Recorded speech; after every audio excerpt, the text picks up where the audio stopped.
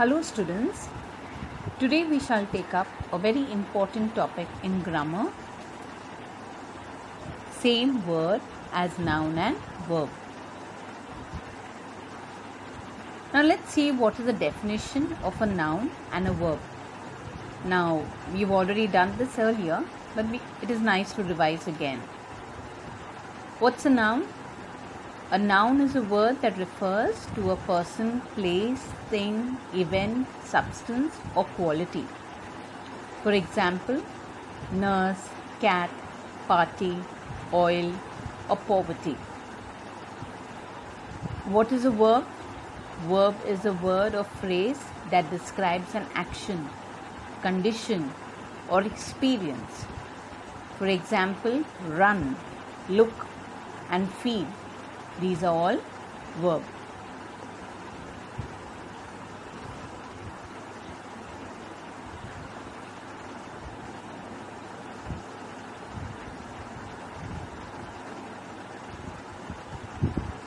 Now, in the earlier class, we had done word formation. Now, what is the word formation? A word is given to you and you have to change it. Now, the first given there is form nouns. Now, when we had to form noun, you remember there was a clue given to you. And what was the clue? The. Placing the in front of the word in order to make it a noun. Now, the first word is arrange. So, the arrangement. Appear. The appearance. Warm. The warmth. Now, if you have to form a verb, we had to use the word to. That was a clue given to you. Now, take for example, friend. So, we put that clue word to. To friend? No, that doesn't sound right. To befriend. Courage? To encourage. Power? To empower. So, we had done this as a word formation, as a noun and a verb. But now we shall see it in a sentence.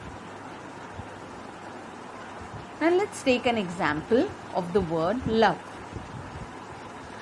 Now love, this word, we have to use it in a sentence and it should be as a noun and it should come as a verb. Now look at the A sentence. People need love. Now if I have to divide a sentence into subject and predicate, we have people as subject, need love as predicate. So subject, people need love, predicate. Now which is the verb there in the sentence? Need. And love becomes what part of speech? Noun. Now, I have to use the same word love as a verb. So it has to show action. So how do I write that? I love to paint in my free time. Now love here becomes the verb because it comes after the predicate. You see, I is the subject, love to paint in my free time. That's the verb, love, verb. Let's look at another example. Travel. Now travel, this word, we have to use it in the sentence as a noun and as a verb too. Now how do we do that? Look at the A sentence. Travel broadens the mind. Now here in this sentence, which is the verb? Broadens.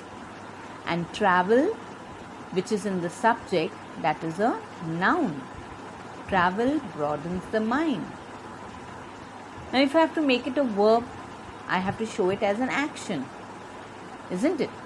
So the B part becomes an action word. I generally travel alone. So here now the travel is a verb.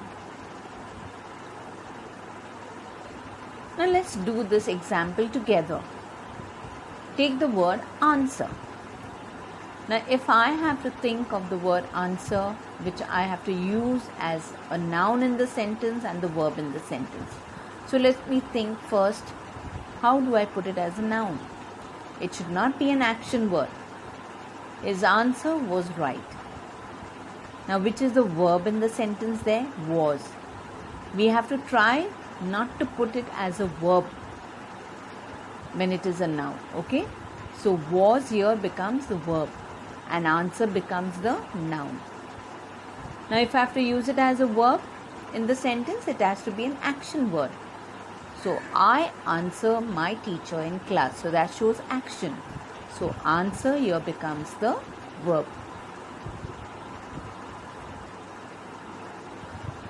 Now, children, there are even certain words denoting noises that are also used as both nouns and verb.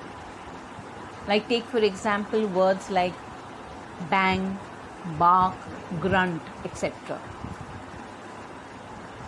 Now let's do the first noise word, bang. Okay, we'll use it as a noun and a verb. Now remember, when we're using it as a noun, it should not be an action word.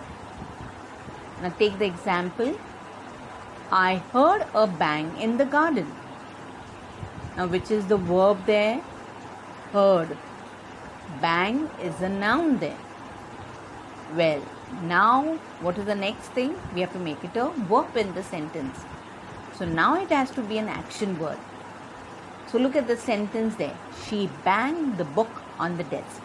Now bang here becomes an action. So it is a verb in the sentence.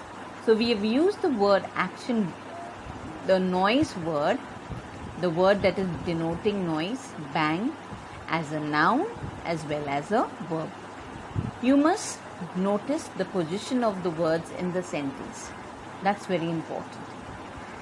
Now, we have even some words denoting jobs or actions are also used both as noun and verbs. Now, which are denoting job or action? Now, take for example the first word there, judge.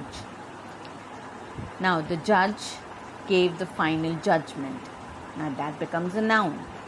And we've used the clue word there, the judge. The we usually put for the noun.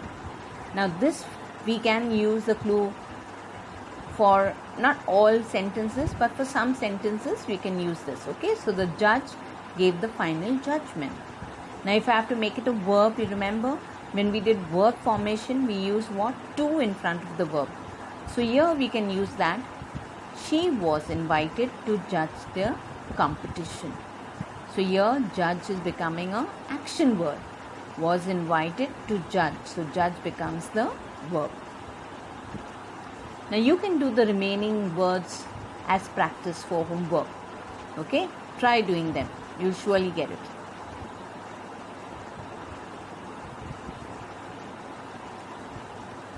Now let's look at one of the word in a table form.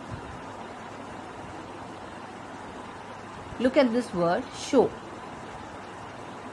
Now I have to show this word as a noun and as a verb in the sentence. So as a noun, how do I write that? Remember, it should not be an action word. It was a splendid show. So which is the verb there? Was. Was is the verb and show becomes the noun. Now I have to make it a verb. So I have to show it as an action. You must show your ID card. Must becomes a modal auxiliary and show becomes the verb.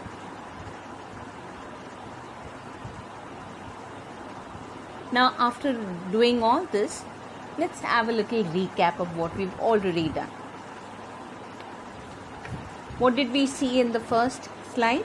We saw the definition of noun and verb. What is a noun? We said noun is a word that refers to a person, place, thing, event, substance or quality. What was the definition of verb we saw? It's a word or phrase that describes an action, condition or experience. Then we saw what is word formation. The words are given to you and you have to form it into a noun. Now when we form it into a noun, what is the clue word that we use? The. Remember, whenever we form into noun, we use the word the in front of the word. And if you have to make it a verb, we use the word to. Now this rule we can use in even making sentences, but it doesn't apply for all. In some cases you can use this rule. Then when we saw some of the words same word which can be used as noun and which can be used as verb. Now there are many other words. I would advise if you could, look at those words which we did not do sentences on, noise, and on when it came to, different other words. You can practice those words. The more you practice, the more perfect you'll be, and the concept will get more clear to you. So I wish you all the best, and God bless. Thank you.